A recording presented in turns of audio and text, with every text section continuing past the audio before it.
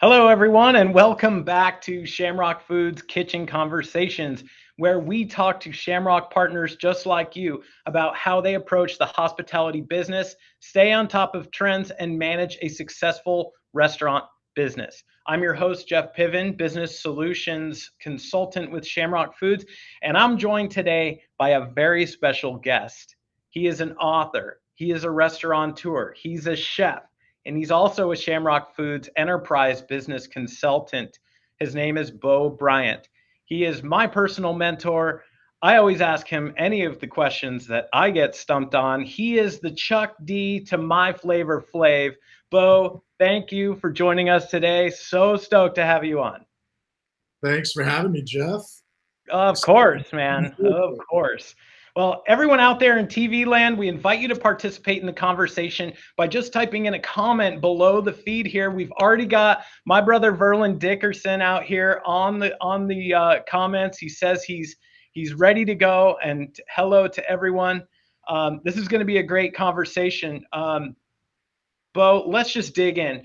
Tell us your background a little bit. Let's get some of your background, your angel trail. Tell us where you came from and how you wound up at Shamrock. Sure. Just look, grew up in the restaurant business. This is, grew up on a cattle ranch, and the restaurant business was a much easier workload to bear. So decided to gravitate in that direction. Been doing it my whole life. Every position I think you could imagine, from concept development, design, ownership, partnership, multiple states, multiple countries. It's been a fun road. That's awesome. I know you said countries. You had a restaurant in Costa Rica, didn't you? Yeah, I was partnered in a concept in Costa Rica. That was a lot of fun. That's awesome. So tons of knowledge. Well, let's dig in. What we really have been hearing out in the field so much here at Shamrock is these inflationary pressures that we're getting, and we know that it's long stretching, right? It's not just into the warehouses, but it's manufacturers, it's supply chain, it's the ports, it's everywhere in between. There's issues in the supply chain. Can we talk about inflation? And let's talk about specifically how is it hitting the restaurant P&L, and how can operators maybe quantify that? Well, you and I have talked about this, and we had a conversation in front of our sales team probably a month ago. And look, inflation's not a new problem in the industry. Labor's not a new problem in the industry. It seems like anytime you open your eyes, one or the other is the issue. So right now, the known problem is the fact that we're getting compression on both those issues at the same time. And so, of course, that's squeezing profitability and margin. And it's a multifaceted beast, right? I don't think that there's a one-dimensional solve to this, which is problematic. And I'm sure you've got questions, and we'll dive into some strategies around the how. But where everybody's feeling it and seeing it is on the bottom line, right? So I think it requires us, or it's incumbent upon us, to probably start talking some higher level strategies. Well, for sure. And that was, you're alluding perfectly to my next question, which is, what we hear and what we see is knee-jerk reactions like, well, if inflation is 5%, I'm just going to add 5% to my menu. So we frequently see people just going immediately for price increases. That obviously is not the only way. Let's talk about how else you could realize more profitability without just adding price. Sure, it's a complex scenario, but we'll do our best to try to break it down into multiple different digestible snacks, right? Sure. It's common to see people react by just wanting to take a blanket increase, and there's a lot of lessons that have been taught to us from customer engagement surveys and different ways that the audience palpably responds. So I think that it's not just about the menu, but it is a lot about the menu. It's more tactical and more surgical than just some type of blanket approach to it. So I guess we could probably start with that and unpack that a little bit. When it comes to menu strategy, you have to raise your pricing. And unfortunately, there is or does tend to be this one-dimensional response to how we're going to do it, right? Like, hey, let's just raise everything $1. That'll insulate us and cover us. Boy, I could go back so many steps and say, before you do that, let's talk due diligence and business metrics. The first and most critical is, do you have current plate costing? Do you even understand what it is that it's costing you right now per item? Right. And do you have a target food cost that you're looking for? And then do you have a compressed or weighted value of your total food cost? And this is where it starts to get a little bit heady. But basically what I mean by that, at a real rudimentary level, any operator can take an Excel spreadsheet, write down every item they sell, write down the plate cost, the sell price, and then they can pull a PMIX report or a velocity report of how many of each of those items they sold over a period of time, right? Right. Then you'd have to multiply the sell price or the food cost percentage by how many sold, add all that up, divide it by the total number you have. I know that was a lot. I feel like we need a chart on the side showing what that looks like. But at the end of the day, we've got to realize what the theoretical compressed food cost is. Sure. To have an understanding of how much of an impact this is really having. Because you might have items that maybe they're being hit really hard by inflation. You might have other items that aren't. And if we don't know what the menu mix is and how it's genuinely impacting the menu, then we don't necessarily. Well, and that I mean, if operators could just ask themselves this question: if I add $1 to every one of my menu items, how much money is that going to add up to at the end of the month? If you don't know that answer, you probably need to go back and do this exercise that Bo is talking about. Yeah, and so that's part one, just for good awareness and making sure that you kind of have a good foundation for informing the next step of the process. And the next step of the process is definitely on managing menu pricing in the first place. And so I guess I'd share with you some ideas that we learned from some of the most sophisticated brands, and only tout or tell that story so that people can extract those little nuggets and start to apply them themselves. And this is where it starts. And I probably learned this from a large restaurant group 15 or 20 years ago. And it's amazing how saleable it is still to this day. And that is, when you make menu pricing changes, there is a concept called pattern recognition interruption. And what that basically states, it's a psychological idea that says consumers, especially in the restaurant business, become trained in the way that your menu is written, what it says, what it offers, what's categorized in what areas, and even a little deeper than that, they know where their favorite appetizer is, right. The sequence of they know exactly where it's located. So they just kind of right. blind to everything else after a while. So you're talking about blowing that up. Right. So that's the idea. You can't just take the existing format that you have and then just go change the pricing. The idea is when you do, and maybe this is just to a price rule, there's a deeper set of rules we'll talk about in just a second, but when it comes to changing pricing, you should really reorganize the menu. It's a time to change some of the names, some of the descriptions, and you might even affect the portion, the presentation. It doesn't have to be a wholesale change. We're not talking about completely getting rid of an item. We're talking about making small, individual little tweaks to the plate, the presentation, the product, the portion, and then you're granted that opportunity to make the change in the price. But you also rearrange the location of the items on the menu as well. So when the guest is engaging with the menu, they recognize immediately, oh, they've done a new menu. How exciting, what's new, what's different? And now all of a sudden the furthest thing from their head is price. And so that is one tangible and, in my opinion, very, very intelligent solution to help offset the pricing. And by the way, that's something that should be used, in my opinion, every quarter, not just to combat inflation, but to combat what happens across the entire chasm of food pricing. Right, the majority of where restaurants spend their money is commodity items. Produce is as much a commodity as a protein is, and there's different seasons for those products throughout the year. I'm going to pay $50 in December for a case of romaine. I'm going to pay $23 for that same case in April or May. So I'd probably want to make sure I'm doing these quarterly adjustments, but not just changing price, changing the whole layout and overline. So right, and to try and affect the menu mix. So what and what you've said already was that labor cost pressures are consistently an issue in this industry. Inflation is constantly a pressure, and you should always be changing your menu. So it's almost like we should see these things coming. We should have our menu changes teed up. You said quarterly, at least what, biannually? Have a new menu kind of ready to go? I mean, we know that this stuff is coming. It's silly to be surprised by it, I guess. Yeah, at a bare minimum, I would say biannually, but I can't think of a concept that wouldn't benefit from doing it quarterly. And I would use that quarterly place mark as an opportunity to do an LTO, or a limited time offer. That's something that hits a seasonal channel that can help you take pressure or weight off of something where maybe you can't bear the burden of its expense. So you put something competitive against it that has a better price point, and hopefully takes a little bit of the burden off. So you can use it in a lot of ways, I think. I think so too. What you also mentioned in there was, kind of re-engineering a dish. And I know that there's probably a lot of pieces to that. Could you unpack what it would, like a practical example of what re-engineering a dish might look like?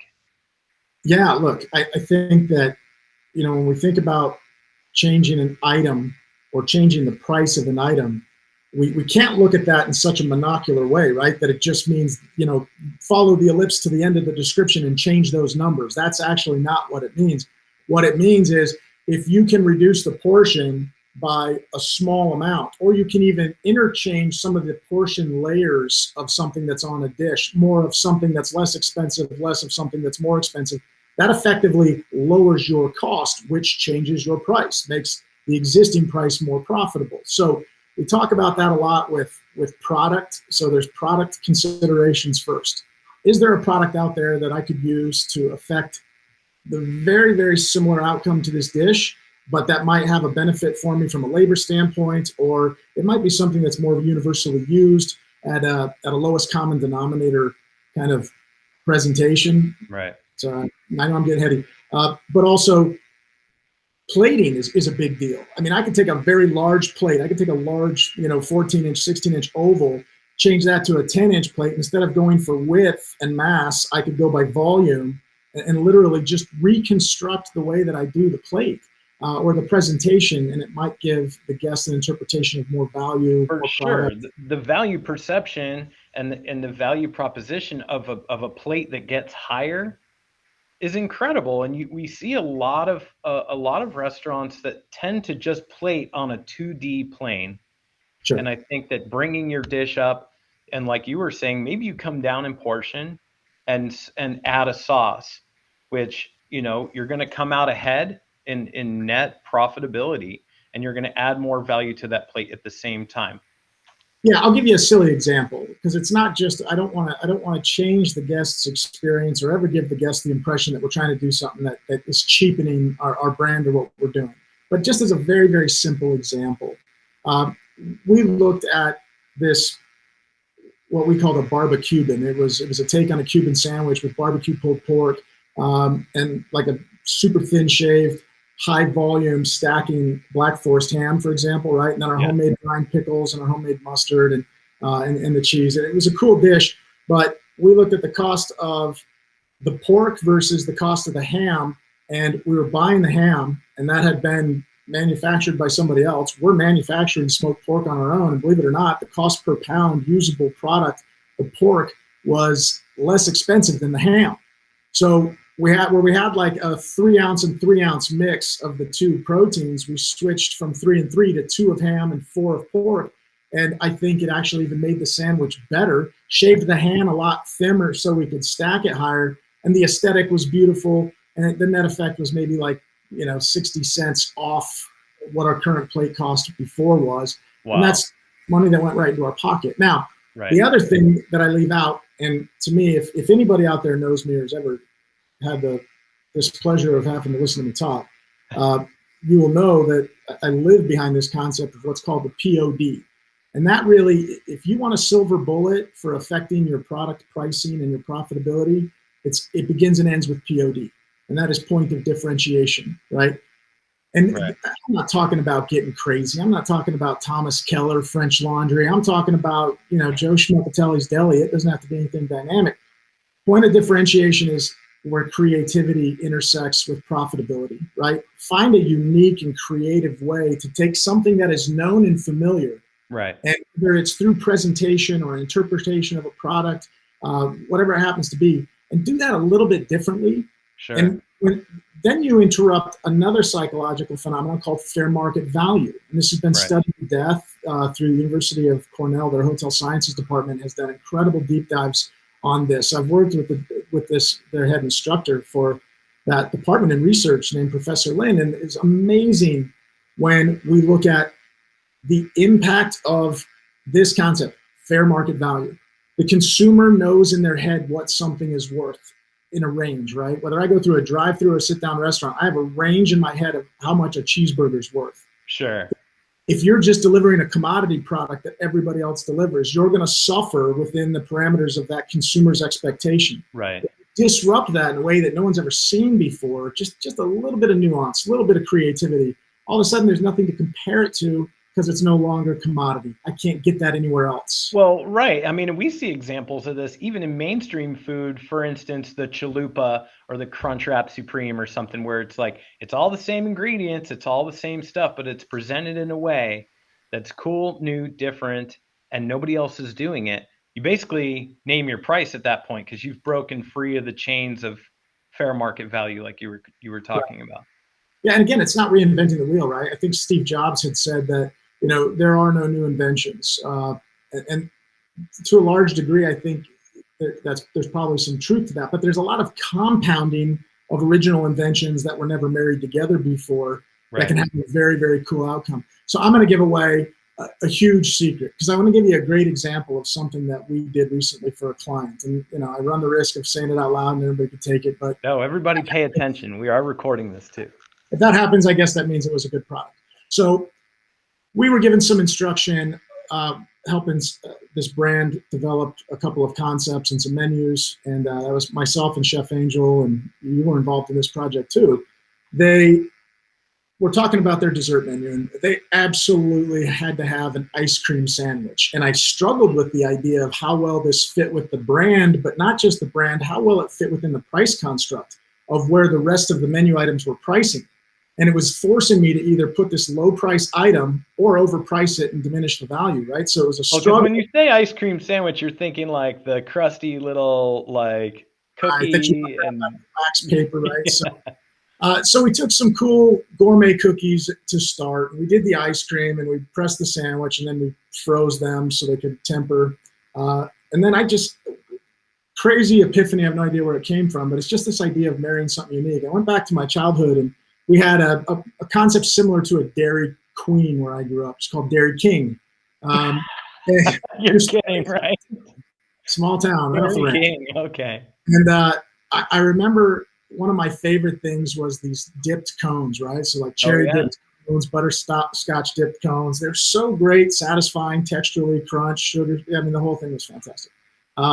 So I thought to myself, how cool would it be to take that ice cream sandwich, dip it in cone dip, and then hit it with sprinkle or, whether it was, we did Oreo pieces, sprinkles, multiple different iterations. But then it sits up in this cone dip and it just looks incredible. And you can do multicolors, the red, the orange, the white. It's super simple to make. Right. It doesn't matter. But all of a sudden that disrupted everybody's impression of what an ice cream sandwich was. And when we did some test study with guests and said, what do you think this is worth? People were like, I don't know, $7-8. Like $7-8 for an ice cream sandwich? Done. So now we have like 5 of those on the menu. Yeah, and you're like, well, we've only got $1 and change in it, so I think we got a winner here. So it's just a little example, right? Just to talk about things that we're familiar with, things that aren't super disruptive, but just kind of reimagining them in a fun and creative way that allows us to capture a lot more profit. So that should be thought about across every dish on the menu. For sure. Get out there and look at your profitability, look at your product mixes, and look at some of your dishes and how if they're hurting you, reimagine them. We're not saying, like Bo said, reinventing the wheel, change up how you plate this just a little bit, bring something new and creative to it, and you can then break the chains of fair market value. There's a lot of commoditized dishes out there. Speaking about, chicken wings, like a steak dinner is traditionally going to be something you'll see with the veg and the potato. Think of other ways that you could do it. Imagine a sauce, or maybe even a different cut of meat, a terrace major, something like that, that you could bring to the dish, add more value, and disrupt that pattern. Another issue that's out there right now, crazy, labor. Not only just labor, but hiring. What are some of the things that you're seeing with hiring across the Western United States that are working out there? It's a popular question, and I'm probably going to give an unpopular answer, but this is kind of the reality of it. I'm going to spin that question a different way and make a statement. I'm going to share with you who I don't see struggling. And who I don't see struggling should be a testament or a depth of insight, I think, to operators to ask themselves some different questions. The concepts that aren't struggling are the concepts that have tremendous culture. These concepts who have, done a good job of kind of infusing the cult into culture. They're passionate about their people. They care about their people. They're in tune, in touch, engaged, flexible, dynamic. They know the audience has shifted generationally, and they are doing an amazing job to meet them where they're at. And guess what? The most successful concepts are having their staff recruit for them. They're bringing friends in. And we've all lived in that, right? But you go secretly ask a staff member, hey, and we do this all the time, right? In our consultancy, we have a big part of our practice, which is called discovery, where we do these confidential conversations with, all the employees throughout the restaurant. And one of the questions we always ask front of house and back of the house people, hourly people, is, would you recommend for your friend to work here or for a friend to work here? When they say no, we know it's a culture problem. We know for fact, and we probe and we ask and we say, that's a hard hitter right there. It's a hard hitter. You could do an independent survey, a survey monkey in your restaurant, and send that one question to every one of your employees and see what the range of response, positive to negative, is. And trust me, if it's overwhelmingly negative, you're not alone, but it's probably time to start focusing on the culture. Now, that's real ethereal, and that doesn't help anybody right now. So there are certain things that you can do right now. And look, I've had some great mentors, man, and I'll tell you some simple little things when it comes to changing culture. So I guess I'll give you this nugget first. 5 minutes a day. 5 minutes a day is all it takes. If you've got 50 employees, carve out 5 minutes a day by 6 employees. You'll get through all of them within, a couple weeks. And just engaging with somebody for 5 minutes without an agenda, without an opportunity to tell them what they're doing right or wrong, but just simply ask how their life is, how they're doing. What obstacles are in the way for you at work? What can I help you with? What are you interested in becoming better at? Just how's the wife, the kids, the family, the husband, whatever. It's incredible how much people care when you show how much you care, right? It's like a Zig Ziglar or, some great leadership thought-provoking concept I held on to early is people don't care how much you know until they know how much you care, right? And that's stuck with me my whole life. So anyway, put that in a bucket. When it comes to tactical stuff, for those people that do have good culture, I think that we have to change our mindset and also meet that audience where they are, right? This youth, man. Yeah. Where are they? Well, they're not on Craigslist. They are in weird places, though. They're in weird places. So I've got a 17-year-old daughter, and she's got a lot of friends that age. And whenever they come over, they're a test group for me, right? They're a survey group, and I ask them these questions. And you want to know where these hourly kids are posting resumes, work history, job applications? Indeed. I'm like, are you kidding me? Like, I've always thought about that as like more of a professional CV, curriculum vitae, or big developed resume, professional position, career work. And they're literally posting stuff on there, and they're shocked that people aren't reaching out to them. And I'm like, oh, that's not where your audience is. Like, so, but we're seeing some cool things with TikTok. We're seeing some companies do some really cool stuff through TikTok. And right. Yeah. Actually, Mary McVoy, who I see is she's chimed in. Our main homie out in California, representing here in the feed. She's the one that hipped us to TikTok. Has a resume function. Yeah. It's a disruptor, and we talk to owners all the time, and they're like, yeah, man, we can't find anybody. And we talk to young employees as well, and they're saying, yeah, I put in my resume and no one ever reached out. So making sure that you have that stuff, those processes in place, and not just hiring when you need it. You have to know that audience too, right? My daughter, all her friends, both boys and girls, I'll tell you what, or young men and young women, I will tell you what, They are afraid to talk to adults. It's bizarre. They're nervous. They're anxious. They're afraid to do it. So if they can't do it online, they're not. Look, when I grew up, my dad was like, get your ass out there and go knock on doors and ask for an application. And when you're done, ask to talk to the manager and give it to him. That's a bygone era, my friend. So if we're just sitting there with that expectation of that happening, you're crazy. Right. I'll share with you a cool story that happened to my daughter. I don't necessarily know how to flip this on its head and make it apply to the restaurant industry, but it baffled me enough that it's worth mentioning. So she shops at this place called Brandy Melville. It's a hip hop shop for kids her age, whatever. And she walks in there and one of the employees says, "Oh my God," she's like, "You absolutely fit our brand. Would you mind if I took a picture of you and put it up on a wall? Like, would you be interested in being like one of our testimonial models?" And I was like, cool. Oh, weird, cool, yeah. So they take just a Polaroid with a modern day Polaroid, and they give her the film and she writes her name on it and the date, and it's cool.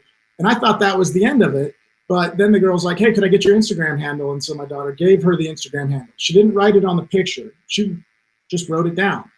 And then she sends her a PM on Instagram and says, "Hey, I was telling my boss how cool I thought you were, and we have positions that are open. We're looking for people, and we're curious if you'd be interested in applying here. Do you care if I give my boss your IG handle?" And I'm like, "What, dude? This is the craziest I've ever heard." And so then he reached out, and they had an impromptu interview exchange over, Instagram.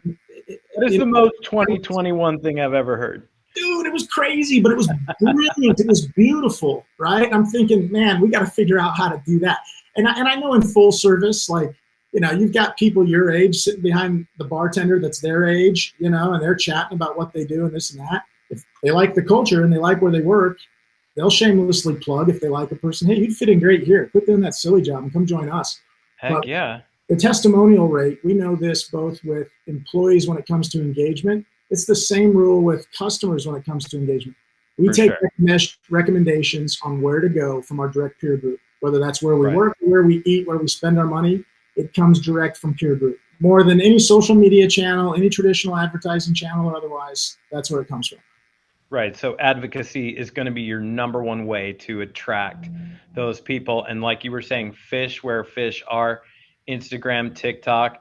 As much as it seems like, man, that's a technology that I don't understand or I don't know, all those people work for you, right? So employ those services, employ those skills. We might not know them as 40-something restaurateurs, but your employees do, your daughters and sons do. Find some way to get out there and reach those people because they're out there. Yep. Yeah, and how many times has an operator just gone around and sat down with their staff, used them as a focus group? I can't remember the last time I ever heard, a restaurant operator sit down with his staff during a staff meeting and say, "Hey guys, I'm just going to go around the room and ask everybody a question. How did you find out about us? What made you apply here? Regardless of what you think of us now, what drew you here in the first place?" I mean, when was the last time we did that? Go around and take the aggregate and figure out what drew them here, figure out what's working, what's not, and start focusing on things like that. Same thing with technology. Hey, we suck at Instagram. Tell us how to get better at it. Put a focus group of people that live in that space all day long. Make them a part of the conversation, right? Kind of a no-brainer. You got a built-in audience, subject matter experts. Seriously, and they will all bring their friends if you're coming correct on culture. And if you missed out on culture, we talked to Kylina from Secret Stash Pizza, the culture queen. Check out that episode and then put into effect some of these things that Bo is talking about here on today's episode, and we're going to solve the hiring problem. We're running out of time, Bo. I always ask you what you're reading because I know you study the industry harder than I do, and I thought I studied it really freaking hard. Tell me what you're reading right now and how you're using it in your everyday. Sure. So 2 books right now. The first one is evergreen, and it's fascinating because it's a culture read. It's about building culture. It's from Noah Fleming, an incredible book. And I mean, my copy is just highlighted yellow, dog-eared, reference to death. And that's one that I go back to a lot. It's real current, and it's super cool. And then the other one is The $1 Trillion Coach. And that is a phenomenal read for anybody out there in leadership or interested in getting into leadership. It dispels a bunch of myths about this great guy with the most improbable story that became like the muse to all of Silicon Valley and all of the Fortune 10 companies in the world. Wow. And this is a guy who used to be an ex-baseball player and a minor league baseball coach. And it's genius. Amazing book by Eric Schmidt, The $1 Trillion Coach. Love that book. Wow, that's awesome. And I might as well just share, I'm reading Relentless by Tim Grover right now. He is kind of a coach and mentor to the who's who of celebrity sports stars. You know, my favorite quote from the book was, "We are all born relentless and we are taught to relent." So go and be relentless on your menus, be relentless with your culture in your restaurant, and be relentless in your fight to make your restaurant great every single day. Bo, it's so awesome having you on. We could probably go for an entire hour. We're over time here, so I don't want to get I'm us going in to drop trouble. one last quote on you. I have to. Do it. Just watched the new Anthony Bourdain documentary. It was dark. It was hard to watch, but there was a quote that he had said in there that jumped off the page, and that was, "Be loyal to the nightmare of your choice." This business we're in, it was our choice, and we can bitch about it and complain about it and say what's wrong with it, or you can be loyal to it, dig in, dive in, and get better at it. We're here to help, right? We're here for you guys every day out there in TV land. Thanks for joining. Thanks for everyone that's commenting. Verlin, Mary, James, it's awesome to see you guys on the show. Thanks again for joining us on Kitchen Conversations, brought to you by Shamrock Foods. A very special thank you to Mr. Bo Bryant. Check him out online. Vast wealth of knowledge. I know I watch all of his videos. We hope you guys enjoyed the show. A little bit of different flavor this week, but I know you got value from it. Thanks for tuning in, and we'll see you next time on Kitchen Conversations. Thanks, Jeff. Great job. See you, bud. That's it, man.